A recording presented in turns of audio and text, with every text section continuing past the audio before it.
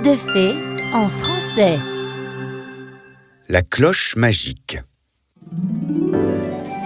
Il était une fois, dans la forêt profonde, vivait un singe nommé Roby. Roby aimait aider les autres animaux. Il aidait l'éléphant à cueillir des fruits frais. Il surveillait les petits faons pendant que la maman biche était dehors. Et il aidait le lapin à traverser la rivière. La maison de Roby était un gros arbre solide qui se tenait au centre de la forêt. Tous les animaux savaient que si on ne trouvait Roby nulle part, il était sûrement assis sur l'arbre à jouer de la flûte. C'était une chose à savoir sur Roby. Il jouait de jolies mélodies à la flûte. Te voilà, Roby. La tortue te cherche. Elle a besoin de ton aide avec ses gardes. Ses gardes? Eh bien, en fait, je n'ai pas attendu pour bien écouter. Mais je devine qu'elle voulait en fait dire « jardin ». Oh oui! Elle m'en a parlé hier. Allons-y. Dis-moi un truc. Pourquoi joues-tu de la flûte toujours au même endroit? Je ne sais pas. J'adore cet arbre. Et tu vas vraiment me prendre pour un fou, mais j'ai l'impression que cet arbre écoute ce que je joue. Oh, tu as raison. Ah bon? Tu le crois aussi alors? Non, je veux dire que tu as raison. Oui, je te prends pour un fou. Mais Roby avait raison. L'arbre écoutait en effet sa musique. C'était un secret que même Roby ne savait pas. La musique avait touché l'âme de l'arbre. Il l'écoutait volontiers. Et il était vraiment content que Roby en joue tous les jours. Un jour que Roby était endormi sur l'arbre, un énorme fracas se fit entendre en bas. Oh! Qu'est-ce que c'est? Oh! Tremblement de terre! Tremblement de terre! Qui est cet homme? Ça va prendre du temps. Roby comprit soudain ce qu'il se passait et descendit rapidement en bas. Hé! Qu'est-ce que tu fais? Pourquoi est-ce que tu coupes cet arbre? Mon maître aimerait l'utiliser pour son bateau. Cet arbre a une écorce solide. Non! Tu ne peux pas le couper. Vraiment? Et pourquoi ça? Écoute, ça fait des jours que je cherche quelque chose de solide pour la coque. Et cet arbre ne t'appartient pas. Ne me fais pas perdre mon temps. Roby était un singe intelligent. Il décida de faire peur au bûcheron pour le faire fuir. Ah! J'ai essayé de t'arrêter, mais tu vas devoir faire face à ton destin, je suppose. Qu'est-ce que ça veut dire? Tu ne le sais pas? L'esprit d'un vieil homme vit dans cet arbre-là. Il est là depuis des années. Si tu coupes cet arbre, où ira-t-il? Il s'emprisonnera en toi, bien sûr. S'emprisonnera en moi? Naturellement, puisque c'est toi qui es en train de le couper. Tu essaies de me piéger? Je suis plus intelligent que tu ne le crois, le singe. Je ne vais pas gober ton histoire. Va-t'en maintenant. Roby voulait désespérément sauver sa maison. Dès que le bûcheron se remit au travail, Roby grimpa à l'arbre jusqu'en haut. Il se cacha dans le feuillage touffu et commença à hurler. Oh! Oh! Comment oses-tu toucher à ma maison? Hein? Qui est-ce? Si tu détruis ma maison, je vais être obligé de venir vivre en toi. Je ne te quitterai jamais, l'humain. Le singe avait raison. Ne t'inquiète pas, l'humain. On sera de bons amis.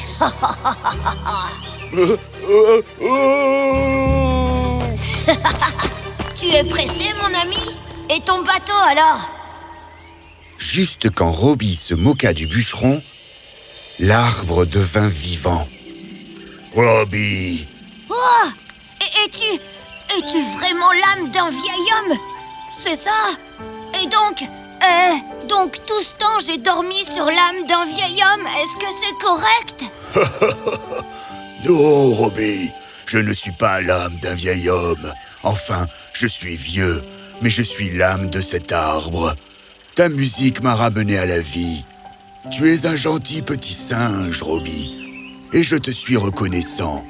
Tu m'as sauvé du bûcheron. Tiens, accepte ça en guise de cadeau de remerciement. Une cloche? Ce n'est pas une cloche ordinaire, c'est une cloche magique. À chaque fois que tu la feras tinter, le ciel te donnera par magie des fruits frais à manger.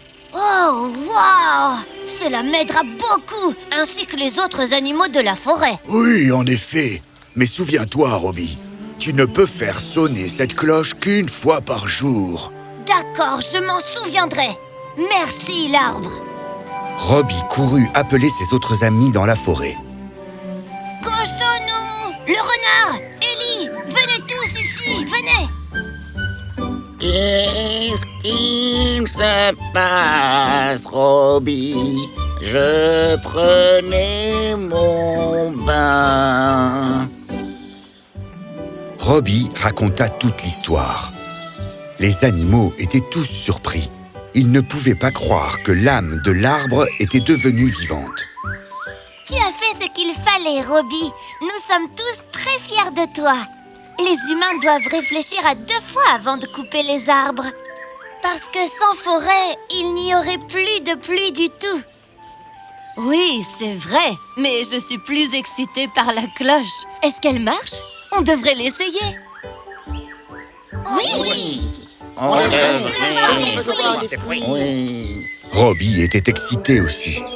Il fit sonner la cloche et instantanément, il se mit à pleuvoir des fruits. Il y avait des oranges, des poires, des pommes et des ananas qui tombaient du ciel. Les animaux étaient tous très heureux. Le renard courait pour attraper les fruits dans un panier. L'éléphant attrapa un ananas et en croqua un morceau, tandis que Robbie ouvrait simplement la bouche pour manger une poire. Les animaux mangèrent avec avidité. Plus besoin de partir à la recherche de fruits maintenant. C'est vrai. Tous les jours, Robbie faisait sonner sa cloche magique et des fruits pleuvaient du ciel. Cela dura pendant des jours. Les animaux faisaient confiance à Robbie et étaient très heureux avec lui. Un après-midi, alors que Robbie se balançait d'arbre en arbre, il aperçut au loin un bananier. Les bananes jaunes bien mûres lui donnèrent l'eau à la bouche. Mais au lieu de grimper à l'arbre et de cueillir ces bananes bien mûres, il pensa à autre chose. La cloche magique. Je vais sonner la cloche et faire tomber du ciel un lot bien frais de bananes. Et je peux stocker les bananes de l'arbre pour plus tard. Où sont donc les fruits? Qu'est-ce qui ne va pas? Ça ne marche plus. Oh, attends. J'ai déjà fait sonner la cloche ce matin. Tu ne pourras faire sonner la cloche qu'une fois par jour. Oh non, mais j'ai tellement faim là. Tandis que Robbie se demandait quoi faire, il vit son ami le renard allongé par terre. Oh, hé, il te reste des bananes de la pluie d'aujourd'hui ou pas? Oups, désolé, je n'en ai plus. Je les ai toutes mangées. Waouh! Manger, ça me donne sommeil. Salut Robbie, à plus. Et tu sais quoi? Essayons d'avoir une pastèque bien fraîche demain. Les pastèques me manquent. Les pastèques me manquent. C'est moi qui ai sauvé l'arbre du bûcheron. C'est moi le vrai propriétaire de la cloche magique. Et pourtant, je suis le seul à être affamé comme ça. Ce n'est pas juste. Ce n'est pas juste du tout. Je suis pas d'accord avec ça. Robbie était si agacé qu'il en oublia qu'il pouvait facilement grimper à cet arbre et cueillir ses bananes par lui-même. Le lendemain matin, Robbie se tint près de son arbre et sonna la cloche. Instantanément, plein de fruits tombèrent du ciel.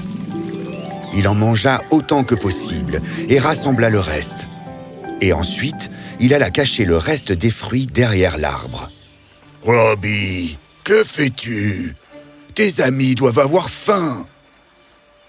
Et si jamais moi j'ai encore faim alors? C'est égoïste, Robbie. Il y a assez de fruits pour tout le monde. Tu dois partager. Je sais ce que je fais. Tu m'as donné la cloche à moi. Ce n'est pas juste si moi j'ai toujours faim. À ce moment-là, tous les animaux arrivèrent auprès de Robbie pour lui demander des fruits. Désolé les amis, mais la cloche ne marche plus. Je l'ai faite sonner tellement de fois. Regardez, je vais la faire sonner encore pour vous montrer. Robbie sonna la cloche. Mais vu que les fruits étaient déjà tombés du ciel, naturellement, il ne se passa rien du tout. Les animaux furent tristes, mais pas un seul d'entre eux ne mit en doute la parole du singe. Et alors qu'ils repartaient, Attendez, je sens quelque chose de bizarre. Qu'est-ce qu'il y a derrière l'arbre, Robbie? Hey, venez voir ici. Il y a plein de fruits ici. Robbie les avait cachés. tous les animaux revinrent sur leurs pas et furent choqués. Robbie, si tu ne voulais pas partager la nourriture, tu aurais dû nous le dire, c'est tout. Tu n'avais pas besoin de nous mentir. Je t'aurais donné avec plaisir ma part de nourriture. Je te l'aurais donné aussi. Tu sais quoi, mon ami?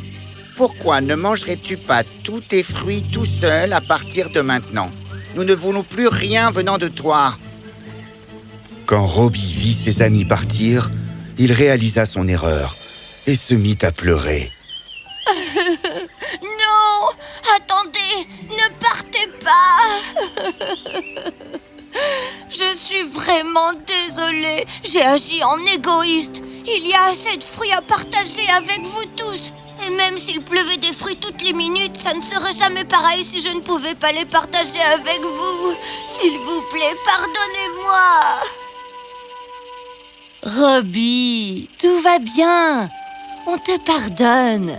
Tu as toujours été un ami cher à nos cœurs. Oui, mon ami. Nous ne sommes plus en colère, Robbie. Oui. On peut manger maintenant. Avoir faim me rend plus lent.